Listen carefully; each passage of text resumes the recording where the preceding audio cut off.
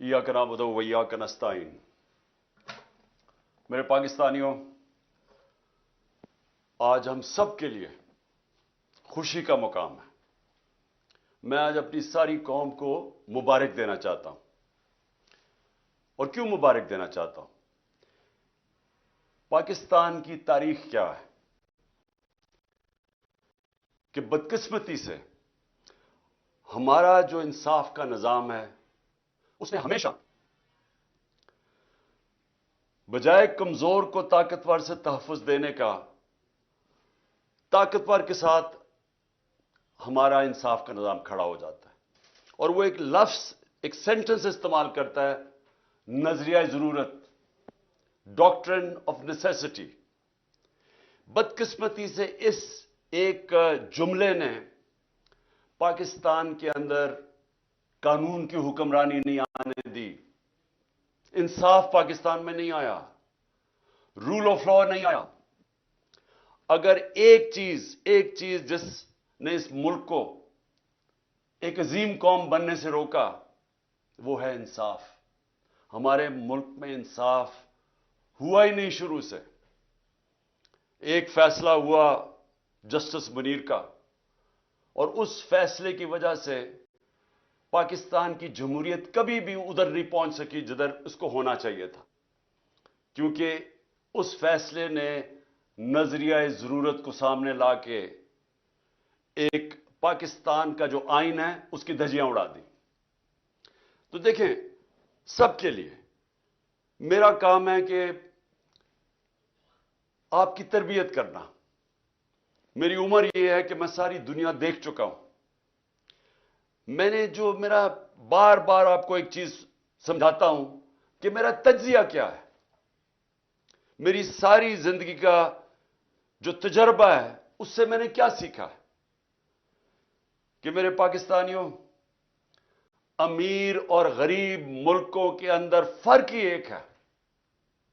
अमीर मुल्कों में इंसाफ है, और जितने गरीब मुल्क हैं उधर जंगल का कानून है। जो ताकतवर है वो फैसला करता है। जिस तरह जंगल के अंदर शेर फैसला करता है, निचले कमजोर जानवरों का कोई बचाने वाला नहीं है, उनको कोई तहफ्फुज नहीं है। इंसानी माशरा होता ही इंसानी माशरा ये है जिधर इंसाफ हो। अल्लाह ने जितने भी पैगंबर भेजे इस दुनिया में, जितने भी अल्लाह ने पैगंबर भेजे, सबसे ज्यादा अल्लाह के पैगंबर एक ही चीज पे खड़े रहे हैं, इंसाफ पे। सारे अल्लाह के पैगंबर कमजोरों के साथ खड़े थे, सब जुल्म के खिलाफ खड़े हुए थे। सबकी कोशिश यह थी कि इंसानी माशरे में इंसाफ हो। जो बहुत बड़ा एक मुसलमान स्कॉलर था इब्ने खालदून, जो बहुत दुनिया मानती है इब्ने खालदून को कि एक ऐसा ज़हन था जिसको कहते हैं मॉडर्न हिस्ट्री का बाप कहते हैं, तारीख का बाप समझा जाता है। वो कहता है, जितना भी मेरा तज्जिया है, कुरान पढ़ के मेरा जितना भी तज्जिया ये है कि अल्लाह का हुक्म है कि मेरी जमीन पर इंसाफ कायम करो। और इसीलिए मेरे नबी सल्लल्लाहु अलैहि वसल्लम ने मदीना की रियासत में सबसे पहली चीज अदल और इंसाफ कायम किया। तो मैं आज इसलिए आप सबको मुबारक दे रहा हूं कि पाकिस्तान में हमारा सुप्रीम कोर्ट, जिस तरह का प्रेशर पड़ा है सुप्रीम कोर्ट पे, जिस तरह के हमारे जजेस साहिबान के ऊपर इन्होंने हर किस्म का हरबा इस्तेमाल किया, उनको डराया, धमकाया, ब्लैकमेल करने की कोशिश की, फैमिलीज को बुरा भला कहा, सिर्फ एक मकसद से कि किसी तरह वो भी ताकतवर का साथ दे दे, कि किसी तरह वो खौफजदा हो जाएं और वो जो पाकिस्तान का आइन है उसके साथ ना खड़े हो। तो पाकिस्तान का आइन क्या है? पाकिस्तान का आइन कहता है कि जब भी असेंबलीज डिसॉल्व होंगी, 90 दिन के बीच में इलेक्शंस होने हैं। इसमें कोई शक नहीं है। आपको कोई बड़ा लॉ प्रोफेसर नहीं होना चाहिए, कोई आपको जज नहीं होना चाहिए, वकील नहीं। कोई भी जब सरसरी तौर पे भी पाकिस्तान का 1973 का आइन पढ़ेगा تو اس میں واضح لکھا ہوا ہے کہ جیسے ہی اسمبلیز ڈیزالو ہوں گی 90 دن میں الیکشنز ہونے. جب ہم نے شروع میں جب ہماری گورنمنٹ گرائی گئی تو ہم نے کہا کہ الیکشنز کرواؤ، کیونکہ پاکستان جب تک سیاسی طور پہ استحکام نہیں آئے گا پاکستان معاشی طور پہ ڈوبتا جائے گا. تو ہمیں ان کے نون لیگ کے بڑے بڑے سربراہوں نے، لیڈرز نے کیا کہا؟ ان کی سوشل میڈیا پہ چلے جائیں، ان کی سٹیٹمنٹس پڑھ لیں. انہوں نے کہا جی اپنی گورنمنٹس ڈیزالو کرو، اپنی گورنمنٹس ڈیزالو کرو اگر آپ الیکشن چاہتے ہیں. ہم نے اپنی گورنمنٹس ڈیزالو کر دی. قانون کے ماہرین سے ہم نے پوچھا کہ کیا کوئی گنجائش تو نہیں قانون میں کہ ایک دفعہ گورنمنٹ ہم ڈیزالو کریں گے تو 90 دن کے اندر الیکشنز ہوں گے؟ کوئی گنجائش تو نہیں اس میں؟ سارے ماہرین نے کہا کہ کوئی گنجائش نہیں. ہم نے اپنی گورنمنٹس ڈیزالو کر دی. اور اب جیسی گورنمنٹس ڈیزالو کی تو وہی نون لیگ کے سربراہ شروع ہو گئے کہ نہیں جی الیکشن ہونے نہیں ہیں. اور الیکشنز کیوں نہیں ہونے؟ کیوں نہیں ہونے الیکشنز؟ خوف زدہ ہیں، ڈرے ہوئے ہیں، سب کو خوف ہے، کم پہ ٹانگ رہی ہیں کہ اگر 37 بائی الیکشن میں سے 30 ہار گئے ہیں، اسٹیبلشمنٹ ان کے ساتھ، الیکشن کمیشن ان کے ساتھ، حکومتیں ان کے ساتھ 37 میں سے 30 بائی الیکشن ہار چکے ہیں، تو ڈرے ہوئے ہیں. جو بھی سروے آتی ہے اس میں اتنا پیچھے رہ گئے ہیں کہ ان کو پتا کہ الیکشن میں ان کی تباہی ہے. تو اپنے آپ کو بچانے کے لیے یہ پاکستان کے آئین کے خلاف جا رہے ہیں کہ کسی طرح یہ بچ جائے. یہی گورنمنٹس تھی. ہمارے خلاف سپریم کورٹ کا فیصلہ آتا ہے آج سے 1 سال پہلے. میں الیکشن اناؤنس کر دیتا ہوں، یہ سپریم کورٹ میں چلے جاتے ہیں. اس سے زیادہ چیز، جمہوری چیز کیا کہ اب عوام کو فیصلہ کرنے دو. جب انہوں نے ہماری گورنمنٹ گرائی، عوام کو فیصلہ کرنے دو. آکشن سے گورنمنٹ نہ بنے کہ آپ ضمیر خریدیں پولیٹیشنز کے، ان کو 20 کروڑ روپے دے کے ان کے ضمیر خرید کے گورنمنٹ گرائیں. ہم نے کہا الیکشن کرواؤ، عوام کو سلیکٹ کرنے دو. لیکن یہی جج بیٹھے ہوئے تھے تب، اور انہوں نے فیصلہ کیا کہ نہیں، ہم نے غلط گورنمنٹ گرائی ہے. انہوں نے شہباز شریف کو بحال کروا دیا. اور آج گورنمنٹ اس سپریم کورٹ کے سو موٹو فیصلے کی وجہ سے آج بنی ہوئی ہے. اب آج وہی سپریم کورٹ سو موٹو لیتا ہے اور وہ فیصلہ کرتا ہے 90 دن کا الیکشن. اور اب یہ سارے کھڑے ہو گئے اور اب پارلیمنٹ میں ریزولوشن، کیبنٹ فیصلے کر رہی ہے کہ ہم مانتے نہیں ہیں سپریم کورٹ کا فیصلہ. جب فیصلہ ہمارے ساتھ ہے تو ٹھیک ہے، جب سپریم کورٹ ہمارے خلاف فیصلہ کرے تو ان کے بچوں کو، ان کو، فیملیز کو برا بھلا کہو، بلیک میل کرو. یہ مافیاز ہیں. ان کو ایک سپریم کورٹ کے جج نے بالکل ٹھیک کہا تھا، سسلین مافیا ہے. جو آپ بیٹھے ہوئے مافیا کی اگر آپ کو مطلب نہیں سمجھ، وہ کیا ہے مافیا؟ مافیا وہ ہوتا ہے، وہ جب اپنے کام کروانے کے لیے یا تو لوگوں کی قیمت لگاتا ہے، ضمیر کی، ان کو خریدتا ہے، رشوت دیتا ہے، جو یہ شریف اور زرداری 30 سال سے کر رہے ہیں، یا یہ رشوت دیتے ہیں، اور یا پھر ان کو بلیک میل کرتے ہیں، دھمکیاں دیتے ہیں، ان کو خوف زدہ کر کے ان کو راستے سے ہٹاتے ہیں. مافیا اس طرح آپریٹ کرتا ہے. اور یہ بھی وہی کر رہے ہیں کہ جب انہوں نے دیکھا کہ سپریم کورٹ کا جج اور ججز ان کی بلیک میل میں نہیں آئے تو ہر قسم کی ان کے اوپر اٹیک کیا. 1 سال پہلے ہم خوش نہیں تھے جب سپریم کورٹ کا فیصلہ ہمارے خلاف آیا. آپ میری ساری سٹیٹمنٹس دیکھ لیں. تکلیف صرف مجھے تھی کہ رات کے 12 بجے عدالتیں کھلی، صرف اس کی تکلیف تھی. باقی ہم نے سپریم کورٹ کا فیصلہ تسلیم کیا، کسی جج کو برا بھلا نہیں کہا، بلکہ کوشش کی کہ ہماری عدلیہ کی رسپیکٹ ہو پاکستان میں. کیونکہ میں تو 27 سال پہلے جب اپنی جہاد شروع کی تھی اس کا نام تھا انصاف کی تحریک. اس کا مطلب ہے رول آف لا، قانون کی حکمرانی. یہ 27 سال پہلے شروع کی تھی. جس طرح میں نے شروع میں کہا، میری زندگی کا تجربہ تھا کہ جب تک ہمارے ملک میں انصاف کا نظام، قانون کی حکمرانی نہیں آتی، ہم اسی طرح ہی ہاتھ پھیلائے ہوئے دنیا کے سامنے پھرتے رہیں گے. میں ایک بار بار مثال دیتا ہوں، میں پھر سے آپ کو دینا چاہتا ہوں کہ دیکھیں، انصاف پہلے، خوشحالی بعد میں. مدینہ کی ریاست میں نبی صلی اللہ علیہ وسلم نے پہلے انصاف قائم کیا، پھر خوشحالی آئی.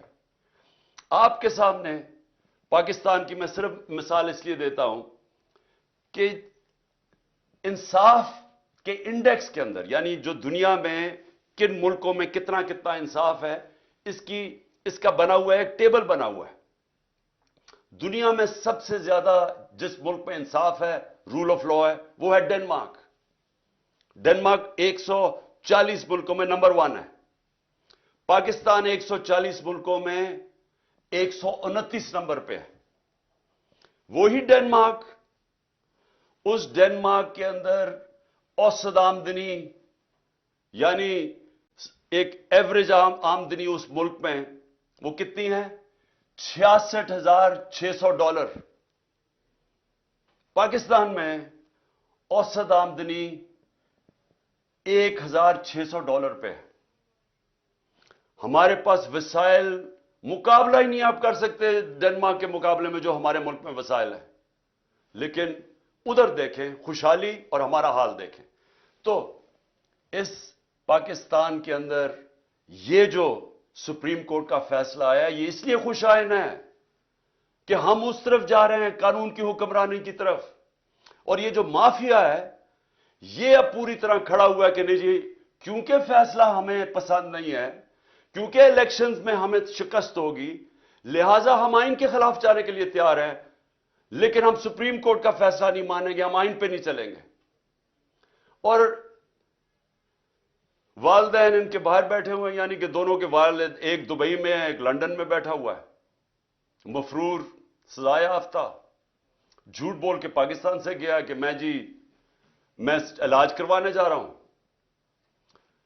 جو پرائم منسٹر ہے اس نے کوئی ایفیڈیوٹ دے کے گیا supreme court, Lahore high court میں کہ جی علاج سے کے بعد واپس آ جائے گا، وہ بھی جھوٹ نکلا. وہ بیٹھ کے ملک کے فیصلے کر رہے ہیں. یہ 30 سال سے یہ جو دو لوگ، جو دو خاندان کے سربراہ ہیں جو اس ملک کے فیصلے کر رہے ہیں، میں سب سے پہلے یہ پوچھتا ہوں کہ ان کا پاکستان میں سٹیک کیا ہے؟ یعنی ان کو کتنی پاکستان کی درد ہے؟ جب تھوڑی سی مشکل پڑتی ہے باہر بھاگ جاتے ہیں، جب اپوزیشن میں ہوتے ہیں باہر بھاگ جاتے ہیں. وہ جب جیل میں جانے لگا نواز شریف، دونوں دفعہ ڈیل کر کے باہر بھاگ گیا. اور اب باہر بیٹھ کے یہ فیصلے کر رہے ہیں کہ سپریم کورٹ کا کون سا فیصلہ یہ مانیں گے اور کون سا نہیں مانیں گے. اور یہ ساری قوم دیکھ رہی ہے. ان بچے پھٹے ہوئے اپنے، وہ بچوں کو یہاں بٹھایا ہوا ہے جنہوں نے زندگی میں 1 گھنٹہ کام نہیں کیا، جن کو کوئی تجربہ ہی نہیں ہے سوائے یہ کہ وہ کہتے ہیں جی ہم باپ نے ہمیں اجازت دیا کہ ہم اب پاکستان میں سٹیٹمنٹس دیتے رہیں. وہ جو جس طرح کی سٹیٹمنٹس دے رہے ہیں، ایک کہتے ہیں جی مارشل لا لگ جائے گا، مارشل لا لگ جائے گا، مارشل لا لگ جائے گا. وہ جو آج کہہ رہا ہے مارشل لا لگ جائے گا، جس کے اوپر سیاست کر رہا ہے، جس نانے کے اوپر سیاست کر رہا ہے، وہ مارشل لا کی وجہ سے تو اس کو پھانسی ہوئی ہے. اور مارشل لا جو چاہتے ہیں مارشل لا لگے، ان کو پاکستان کی کوئی فکر نہیں ہے. یہ اور دوسرا جو لندن میں بیٹھا ہے، ان کا کوئی سٹیک پاکستان میں نہیں ہے. ان کا مقصد ایک ہے کہ کسی طرح ان کا جو این آر او انہوں نے لیا ہے، جو انہوں نے چوری کی 30 سال سے دولت بنائی ہے، وہ کسی طرح بچ جائے. ان کا انٹرسٹ وہ بچانا ہے. پہلے این آر او کیسے لینا ہے اور پھر این آر او کو بچانا کیسے ہے. ان کا سٹیک یعنی کہ اس میں پاکستان کو کیا نقصان ہوتا ہے؟ مارشل لا لگ جاتا ہے یا پاکستان کا آئین تباہ ہوتا ہے یا پاکستان کی سارے نظام تباہ کر دیتے ہیں تاکہ پاکستان کی پارلیمنٹ کی حیثیت ختم ہو جاتی ہے. جب اپوزیشن ہی نہیں ہے تو پارلیمنٹ کی تو حیثیت ختم ہو گئی. پاکستان کا ایف آئی اے جو ادارے ہیں, ایف آئی اے ہے, نیب ہے, وہ ختم کر دی ہیں کیونکہ ان کو اپنے آدمی بٹھا کے تو ان سے غلط کام کروا رہے ہیں. اپنا بنایا ہوا نیب کا ہیڈ وہ کہتا ہے کہ میں ان کے غلط کام کرنے کے لیے نہیں تیار. ان کا اپنا آدمی تھا, وہ چھوڑ گیا. وہ پولیس والے اوپر وہ بٹھا دیے جس نے اسلام آباد کا جو آئی جی ہے, اس کو سزا ہونے والی تھی سیف سٹی کے اوپر لاہور میں جو اس نے پیسے چوری کیے تھے, اس کو بٹھا کے آئی جی بنا دیا. وہ لوگوں کو لے کے آ رہے ہیں اس لیے نہیں کہ پاکستان کی بہتری ہے, اس لیے کہ ان کو کیسے فائدہ پہنچ سکتا ہے, مخالفین کو کیسے دبا سکتے ہیں, ملک میں اپنا کنٹرول کیسے کر سکتے ہیں, کس طرح الیکشن میں دھاندلی کروا سکتے ہیں. کوئی اور پاکستان کا انٹرسٹ نہیں ہے. پاکستان کو تو انٹرسٹ ہے کہ ادارے مضبوط ہو. یہ ادارے اس لیے کمزور کرتے ہیں کہ کمزور اداروں سے یہ فائدہ اٹھاتے ہیں تاکہ کوئی پکڑ نہ سکے ان کو.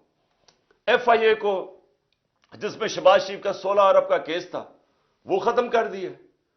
وہ جو سارے گواہ تھے, 4 گواہ مر چکے ہیں, انویسٹیگیٹر مر چکا ہے, ڈاکٹر رضوان. تو ان کو پاکستان سے انٹرسٹ نہیں ہے. ان کا انٹرسٹ ہر قسم کی یہ پاکستان کے انٹرسٹ کے اوپر کمپرومائز کریں گے اپنے آپ کو بچانے کے لیے. تو وہ فیصلے کر رہے ہیں پاکستان کے آج, اور وہ پاکستان کے آئین کے اوپر اور پاکستان کی سپریم کورٹ کے اوپر پوری واردات کر رہے ہیں کہ کسی نہ کسی طرح یہ الیکشن سے بچ جائے. میں آج جو ان کی جو کوششیں ہیں وہ میں جو نقصان پہنچانے والی کوششیں پاکستان کی وہ آپ کے سامنے لانا چاہتا ہوں. سب سے پہلے تو یہ کہ سپریم کورٹ کی تقسیم کر رہے ہیں, کوشش کر رہے ہیں کہ سپریم کورٹ کے اندر دراڑ پڑ جائے تاکہ ان کو فائدہ ہو جائے. ملک کو فائدہ نہیں, ان کو فائدہ ہو جائے. یہی جب 99 کے اندر ہوا تھا, جسٹس سجاد علی شاہ کا جو سپریم کورٹ کو انہوں نے اٹیک کیا تھا, تب بھی انہوں نے سپریم کورٹ کو تقسیم کیا اس لیے کہ ایک چیف جسٹس فیصلہ کر رہا تھا نواز شریف کے کنٹیمپٹ کیس پہ. اس چیف جسٹس کو ڈنڈوں سے پہلے بھگایا اور پھر رشوت دے کے اس کو چیف جسٹس کو فارغ کیا. اب پھر کوشش کر رہے ہیں سپریم کورٹ پہ, اور ہم دعا کرتے ہیں اللہ سے کہ ہمارا سپریم کورٹ ملک کے بھلے کے لیے یہ اکٹھا رہے گا اور یہ آئین کے اوپر کھڑا رہے گا. ہم یہ دعا کرتے ہیں. اور ان کا دوسری کیا کوشش ہے کہ جو ملک کی سب سے بڑی جماعت ہے اس کے بیچ میں اور پاکستان کے اسٹیبلشمنٹ ادارے, فوج کے ادارے کے بیچ میں فاصلے بڑھائے جائیں, مس انڈرسٹینڈنگ کریٹ کی جائے, کسی نہ کسی طرح آپس میں یہ دو ٹکرا جائیں. ان کو یہ نہیں فکر کہ پاکستان میں یہ ہو چکا ہے ایک دفعہ. جب 1970 میں جو پاکستان کی سب سے بڑی پارٹی جب الیکشن جیت گئی تو تب بھی یہ کیا گیا تھا ذاتی مفادات کے لیے. وہ سب سے بڑی پارٹی کو فوج کے ساتھ ٹکرا دیا ان لوگوں نے جنہوں نے ذاتی فائدے اپنا سوچا تھا, اور پاکستان ٹوٹ گیا تھا. آج بھی وہی کوششیں ہو رہی ہیں, ملک کی خاطر نہیں, ان کو اپنی ذات کے لیے یہ پوری طرح کوشش کر رہے ہیں کہ آپس میں ہمارا کوئی ٹکراؤ ہو, کسی طرح یہ تاثر دیا جائے کہ جناب فوج ہے پیچھے اس کے, جو کہ تحریک انصاف کے خلاف جو پوری کارروائیاں ہو رہی ہیں. جو بھی ہمارے خلاف ہوتا ہے, پولیس جب ہمارے خلاف کارروائی کرتی ہے تو پولیس والوں سے پوچھتے ہیں, وہ کہتے ہیں جی ہمیں پیچھے سے حکم آیا ہے. میری جو جے آئی ٹی بنی, جنہوں نے مجھے قتل کرنے کی کوشش کی, جے آئی ٹی کا جب ریکارڈ تو ختم کر رہے تھے, جب جے آئی ٹی کی جو فائنڈنگز تھی اس کو ختم کر رہے تھے, تو جب ان سے پوچھے وہ کہ جی ہمیں ادھر سے اوپر سے حکم آیا ہے. جو میرے گھر کے اوپر حملہ ہوا وہ کہتے جی پیچھے سے حکم آیا ہے. جو جوڈیشل کمپلیکس میں میرے اوپر پوری طرح تیار کیا ہوا تھا مارنے کا یا جو بھی پکڑ کے لے جانے اغوا کرنے کا, ان سے پوچھا, انہوں نے کہا جی پیچھے نامعلوم افراد تھے. جو بھی ہو رہا ہے اس وقت کیسز ہیں 143 کیسز میرے اوپر, وہ کہتے ہیں جی پیچھے سے ہے. تو یہ جان کے کیا جا رہا ہے, اپنے آپ کو بچانے کے لیے ملک کو تقسیم کیا جا رہا ہے, اپنی ذات کے لیے کسی طرح ان کے این آر او ان کا بچ جائے اس کے لیے, اور الیکشن نہ ہو اس کے لیے پوری کوشش کر رہے ہیں کہ سب سے بڑی پارٹی اور اس کے بیچ میں جو پاکستان کی اسٹیبلشمنٹ اس کے بیچ میں نفرتیں بڑھتی جائیں. کیا اس میں ملک کا فائدہ ہے؟ کیا کوئی بھی پاکستان کا سوچے گا وہ چاہے گا یہ ہو؟ یہ چاہیں گے کیونکہ ان کا, پھر سے میں کہتا ہوں, ان کا پاکستان میں کوئی سٹیک ہی نہیں ہے. جب اربوں ڈالر باہر پڑا ہے, پراپرٹیز باہر پڑی ہیں, ان کی بزنسز باہر ہیں, ان کی شاپنگ باہر ہے, ان کا رینس, ان کی چھٹیاں باہر ہیں, ان کی سرجریز باہر ہیں ملک سے, ان کو کیا انٹرسٹ ہے کہ پاکستان میں کیا ہو؟ جب سے یہ آئے ہیں میرے پاکستانیوں, جب سے یہ آئے ہیں یہاں 1 سال ہو گیا, ڈالر کے مقابلے میں جو ہمارا روپیہ گرا ہے وہ 105 روپے گر چکا ہے. یعنی اگر آپ کے بینک کے اندر سال پہلے اگر آپ 100 روپیہ پڑا تھا تو اس کی خریدار کی جو قیمت رہ گئی ہے وہ صرف 65 روپے رہ گئی ہے. آپ کی جو دولت ہے اس کے اندر 100 میں سے 35 روپے غائب ہو گئے ہیں. ان کو کیا فرق پڑا ہے؟ ان کو تو ڈالروں میں پیسے پڑے ہوئے ہیں. تو یہاں تو ساری قوم کی دولت میں کمی ہوئی, لیکن ان کے تو اضافہ ہو گیا. ان کی جو دولت ہے وہ ڈالرز میں, ان کے تو 35 روپے کا اضافہ ہو گیا. قوم غریب ہو گئی, یہ ان کو فائدہ ہے. تو ان کا کیا انٹرسٹ ہے پاکستان میں؟ اس طرح ہی جو ہماری معاشی حالات ہیں, کبھی پاکستان میں تو نہیں, مجھے تو نہیں یاد کہ لوگ آٹے کی لائنوں پہ کھڑے ہیں. 20 سے زیادہ اوپر اموات ہو چکی ہیں لوگوں کی آٹوں کی لائنوں کے اندر. اس طرح یعنی آٹا بھی اگر ڈسٹریبیوٹ کرنا تھا تو اس طرح لوگوں کو ذلیل کر کے کرنا تھا. کورونا کے دوران 14,000 روپیہ ہم نے دیا خواتین کو. آپ ابھی سے تصویریں دیکھ لیں, ان کو اسکولوں میں بلاتے تھے, باعزت طریقے سے ان کو بٹھاتے تھے, بینک وہاں بیٹھا ہوا تھا, ادھر سے ان کو کیش دیتے تھے. نہ کوئی لڑائی, نہ کچھ, نہ جھگڑا. وہ عزت سے آتے تھے, عزت سے جاتے تھے. یہ تو لوگوں کو ذلیل کرنا ہے. اور اس سے کیا ٹھیک ہو جائے گا حالات؟ جب آٹے کی قیمت, جب 1 کلو آٹا 55 روپے کلو تھا 1 سال پہلے, وہ آج کنٹرول ریٹ 115 روپے پہ ہے, اور آج مارکیٹ کے اندر 155 روپے کلو پہ بک رہا ہے. تو جب یہ حالات ہوں گے تو کیا تھوڑی آٹے کی بوریوں سے لوگوں کے حالات ٹھیک ہو جائیں گے؟ کیا جو تنخواہ دار طبقہ ہے, کیا جو تنخواہ دار طبقہ ہے پاکستان کا, جن کی جو مہینے کی تنخواہ تھی, پہلے بھی مشکل حالات تھے, ہمارے دور میں بھی مشکل اس لیے تھے کہ دنیا کے اندر ایک کرائسس آیا ہوا تھا جو کرونا کی وجہ سے, لیکن اس کے باوجود پھر بھی گزارا تھا لوگوں کا. لیکن جو یہ اب ہمارے زمانے میں مہنگائی 12% تھی, آج 36% ہے, 3 گنا زیادہ مہنگائی ہے. تو جو تنخواہ دار طبقہ وہ تو تباہ ہو گیا ہے, اور آگے کوئی ہوپ بھی نہیں ہے. آگے یہ بھی نہیں نظر آ رہا کہ کوئی طریقہ ہے, ان کے پاس کوئی روڈ میپ ہے ان کے, کیا کیسے یہ اب ملک کو اس دلدل سے نکالیں گے. اور اسی لیے میں اپنی اسٹیبلشمنٹ کو بھی کہتا ہوں کہ مجھے یہ بتا دیں کہ اکتوبر کے یہ جو الیکشنز جا رہے ہیں اس میں پاکستان کا کیا فائدہ ہے. یعنی پاکستان کو اگر اکتوبر تک الیکشن ڈیلے کرتے ہیں تو کیا ان کے پاس روڈ میپ ہے جو ملک کے حالات بہتر ہو جائیں گے؟ آج کہتے ہیں جی ہمارے پاس پیسہ نہیں ہے الیکشن کروانے کا, تو دن بدن معاشی حالات تو بگڑ رہے ہیں, تو اکتوبر میں کدھر سے پیسہ آئے گا؟ آج کہتے ہیں جی ہماری سیکیورٹی اتنی اچھی نہیں ہے, تو اکتوبر میں سیکیورٹی کیسے اچھی ہو جائے گی؟ میرے پاکستانیوں, یہ سمجھ جائیں کہ جو آج حالات ہیں, جب تک الیکشنز نہیں ہوں گے یہ حالات مزید بگڑتے جائیں گے. الیکشنز کیوں ضروری ہیں؟ الیکشن سے سیاسی استحکام آتا ہے. الیکشن سے جب یہ پتا چلتا ہے کہ 5 سال تک گورنمنٹ آ گئی ہے تو اس کے اوپر اعتماد آ جاتا ہے. لوگ اگر سرمایہ کاری کرنی ہے تو وہ تب کریں گے جب ان کو نظر آئے کہ 5 سال تک ابھی گورنمنٹ بیٹھی ہے, پالیسیز یہ رہیں گی. لیکن اگر ان کو اعتماد ہی نہیں ہے, ان کو یہ نہیں پتا کہ اگلے مہینے کیا ہونا ہے, 3 مہینے کے بعد, 6 مہینے کے بعد کیا ہونا ہے, اکتوبر کے بعد کیا ہونا ہے, تو کون پیسہ, کیا سرمایہ کاری اندر پاکستان یا باہر سے کون کرے گا؟ تو یہ تو ایک بند گلی کے اندر پاکستان کو لے کے جا رہے ہیں, اور صرف اپنے مفادات کے لیے, الیکشن سے بھاگنے کے لیے. تو میں آخر میں اپنی ساری قوم کو آج یہ پیغام دینا چاہتا ہوں.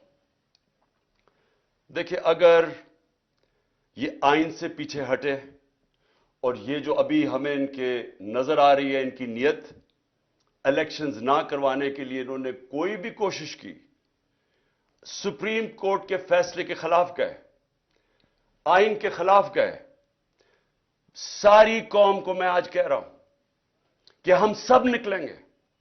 ابھی سے آپ اپنی تیاری کریں, کیونکہ اب اگر ہم نہ نکلے تو اور چھوڑے, اللہ معاف نہیں کرے گا ہمیں, کیونکہ اوپر والے کا حکم ہے کہ حق اور انصاف کے لیے کھڑے ہو. اللہ کا حکم ہے کہ آپ کے ملک میں انصاف ہوگا تو آزاد ہوں گے. دیکھیں, آزادی کیوں, آزادی کے لیے جب انسان جدوجہد کرتا ہے اور وہ اس کی جان چلی جاتی ہے تو اس کو شہید کہتے ہیں. پیغمبروں کے بعد سب سے بڑا رتبہ شہید کا ہے. تو کتنی بڑی اللہ نے ہمارے پہ فرض کیا ہوا ہے کہ آپ انصاف کے لیے, اپنی آزادی کے لیے جدوجہد کریں, اور ہماری بہتری کے لیے اس نے کہا ہے. ہم اگر یہ جو ناانصافی کرنے جا رہے ہیں اور یہ جو کوشش کر رہے ہیں کہ دھمکیاں دے کے کسی نہ کسی طرح سازشیں کر کے کسی نہ کسی طرح الیکشن سے نکلیں, اور اگر ہم نے ان کو کامیاب ہونے دیا تو نہ اللہ معاف کرے گا, نہ تاریخ ہمیں معاف کرے گی, نہ آپ کی آنے والی نسلیں آپ کو معاف کریں گی. کیونکہ انصاف ہے, آئین ہے تو انصاف ہے, کیونکہ آئین بتاتا ہے کون سے قانون پہ ملک چلتا ہے. قانون آپ کی بنیادی حقوق کی حفاظت کرتا ہے. قانون بتاتا ہے کہ پاکستان میں ملک میں چلنا کیسے ہے. تو جب اگر آئین ہی نہیں ہے تو پھر تو جنگل کا قانون ہے, پھر تو طاقتور فیصلہ کرے گا کہ کون سی آئین کی شک اس نے ماننی ہے اور کون سی اس نے مسترد کرنی ہے. پھر تو طاقتور کا قانون ہو گیا جو کہ جنگل کا قانون ہے. اس لیے میرے پاکستانیوں, آپ نے میری کال کی انتظار کرنی ہے. انہوں نے اگر آئین کے اوپر نہ چلے, میں آج آپ کو سب کو کہہ رہا ہوں, یہ آپ سب پہ فرض ہے. میں اپنے نوجوانوں کو کہہ رہا ہوں, میں اپنی خواتین کو کہہ رہا ہوں, میں اپنے بزرگوں کو کہہ رہا ہوں, میں اپنے بچوں کو کہہ رہا ہوں کہ جب تک آپ نے اپنے انصاف اور آزادی کے لیے جدوجہد نہ کی, ہمارے ملک کا کوئی مستقبل نہیں ہے. میں انشاءاللہ پوری آخر تک اپنے ملک کے آئین کے ساتھ کھڑا رہوں گا, کیونکہ میں پھر سے بتاؤں, میری جہاد آج سے 27 سال پہلے تھی انصاف کے لیے. اور میں آپ کو یہ بتا دوں کہ اس ملک کا صرف اب مستقبل ایک راستے پہ, صاف اور شفاف الیکشن ہو, ایک حکومت عوام کے مینڈیٹ سے آئے, عوام کے مینڈیٹ سے آ کے پھر وہ اصلاحات کرے جو ابھی تک پاکستان میں نہیں ہوئی.